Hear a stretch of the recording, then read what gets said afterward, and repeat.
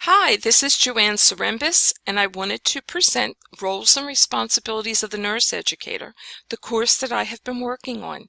This course is a graduate-level MSN course at Drexel University, and it provides an overview of the roles and responsibilities of the nurse educator in an academic role or health care agency setting. The objectives for the course are located here. When I discuss my students, I have to say that 95% are female. That's actually equal to about what you find in nursing, and the age range is from 30s to 50s. The course is asynchronously given online. It is over a 10-week term. However, the virtual class sessions, I have 3 of those.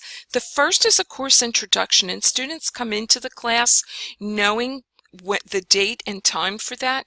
However, I use Doodle to set the times for the second and third office hours to meet their particular needs and their schedules. And I use the office hours to review any questions they may have on assignments, and also to provide some knowledge in regards to any questions that I'm finding that they're raising within the discussion boards.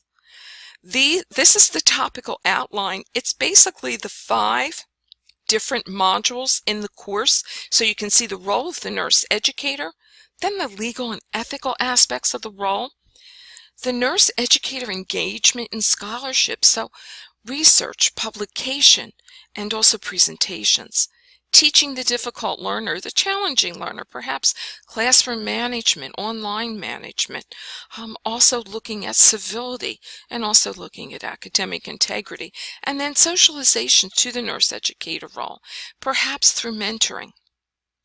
The digital courseware selected for instruction would be the discussion boards, Apprenet or Practice. They're changing their name from Apprenet to Practice, but you can find online that they're still using both names. Apprenet is an interactive video platform that I'll be describing in a little bit. Padlet, Vocaroo. I also use faculty-created videos, but also videos from YouTube, and then also organizational sites. Infographics, ThingLink, Zoom.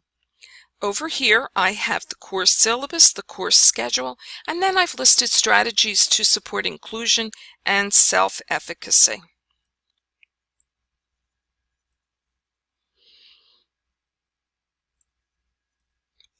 Earlier in our term together, we had to develop a table of items remaining for completion of courses, and so I developed that for those items that remained for me to complete for this particular course.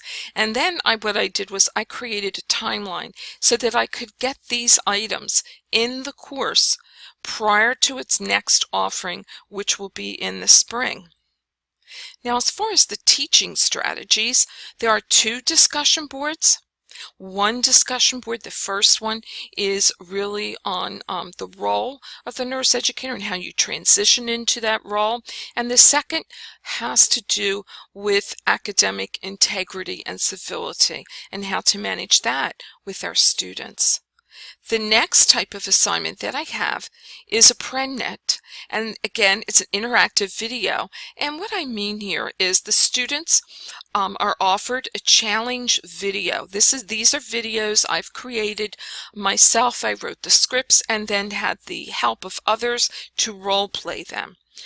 And this makes the situation very real. And what they're asked to do is to respond and provide us with what do they think the legal principles are at play in this scenario, and then how should they respond as a nurse educator to those issues. There's a peer evaluation whereby each learner then evaluates the responses of 2 others. There's an expert response given by a faculty member that we have who is also a lawyer. And then we have a recap or reflection on learning. These are 2 sample videos. I was able to draw them over and bring them over into YouTube. However, there are 4 total ones, and here are the names for each of those. I have recently investigated in doing Quality Matters for the course how to make these videos accessible without going into YouTube, because I really don't I want to make sure that they're not made public. And so using this link here, Made Accessible, ApprendNet tells you in their knowledge area how to do that, and then they send you over to Agisub to take your videos and to be able to actually download them there. Now the next project is a scaffolded project. It's based on a simulated conference. I really have a call for abstracts for a nurse educator conference that I made up based on those that I have seen.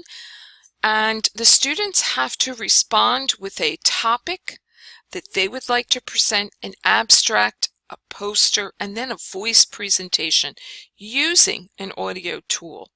Students work in groups of about 3, sometimes 4, in order to do this particular topic. I work in groups because I feel that this is something very new, and so they can all learn from one another in trying to do this. I go into their groups and give them support and also give them feedback, again, because this is something very new. My desire to place this in the courses because I found that many novice nurse educators did not know how to develop a poster or how to write an abstract for a conference. Now within the course, what I do is I give students a video to explain to them what I'm doing, that I'm scaffolding this process for them. But what does scaffolding of instruction mean? And of course, I am using Vygotsky's social development theory, the proximal zone of development, and then also this shows you a graphic over here depicting Vygotsky's scaffolding model. So the first step is they select a topic which has to be approved by me. The second, they develop an abstract. Next, a poster based on that abstract, and they use makescience.com, the templates there to develop those. And then they use Vocaroo to give a voice presentation of about 3 minutes of their conference. They can also use the audio on MakeSigns if they wish to, so either one will work. This is a Padlet which has the sample student abstracts and also posters. For this course, my evaluation methods, I have the formative evaluation method, summative, and then I have programmatic evaluation. I've recently added Blackboard Course Analytics to this because I have been watching those and trying to learn more about those. So I really want to understand, are the videos that I choose for students, are they useful? And some of the other websites, etc., that I put into the course. Now, the resources for course development are all here, in addition, of course, to a number of journal articles that I also used. I also want to point out that up above I have what I have called course materials. These are sample course materials for the first module. I have an audio introduction first with the transcript. This is something I would like to replicate in modules 2 through 5. I also have a faculty-made video. I feel that this is important because what it does is it allows students to know what are the takeaways that I should be taking away from the course. I have a PDF handout of that along with a transcript. Students then complete the Kolb Educator Role Profile. There's a scope of practice of the nurse educator as a thing link, and what I really urge them to do or encourage them to do is to really learn about many of these different types of technology and how they can be used. So I have some videos on the different roles, different organizations, and then how to become a certified nurse educator as well.